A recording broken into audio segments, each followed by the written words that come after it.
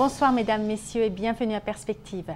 Le chœur renommé de la cathédrale Saint-Michael de Toronto a chanté de tout son cœur dans une cathédrale pleine à craquer en ce mercredi 29 février pour la messe d'Action de grâce présidée par son éminence le cardinal Thomas Collins, archevêque de Toronto, qui vient d'être élevé au Collège des cardinaux le samedi 18 février dernier à Rome par le pape Benoît XVI.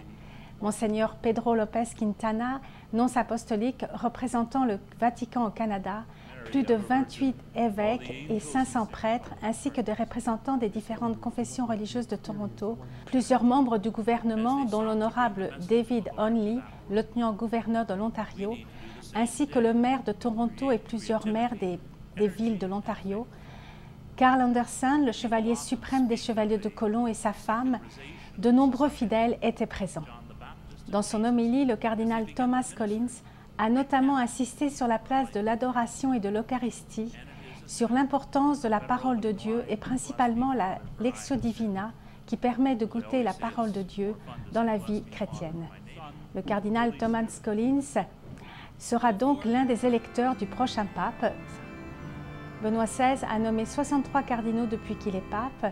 L'Église au Canada compte présentement 2 autres cardinaux, Monseigneur Marc Ouellette, ancien archevêque de Québec et président de la Congrégation des évêques à Rome, et Monseigneur Jean-Claude Turcotte, archevêque de Montréal.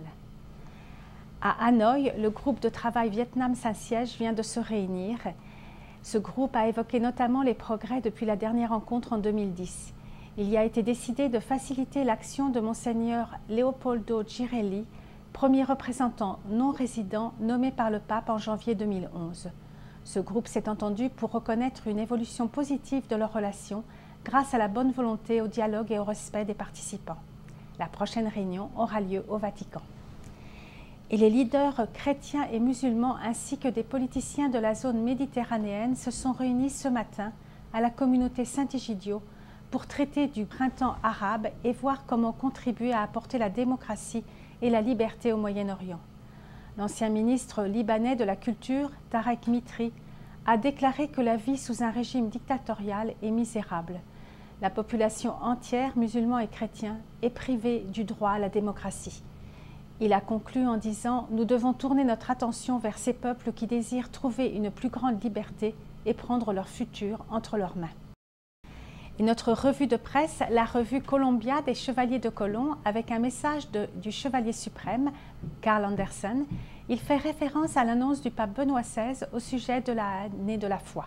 Pour s'y préparer, Carl Anderson rappelle l'importance d'être missionnaire de la nouvelle évangélisation dans nos familles et nos communautés. Un article sur les chrétiens persécutés du Vietnam, une veillée de prière au flambeau en décembre dernier en Californie a rassemblé plus de 2000 personnes. Le but était d'attirer l'attention sur les questions de liberté religieuse et des droits de la personne au Vietnam et de les soutenir.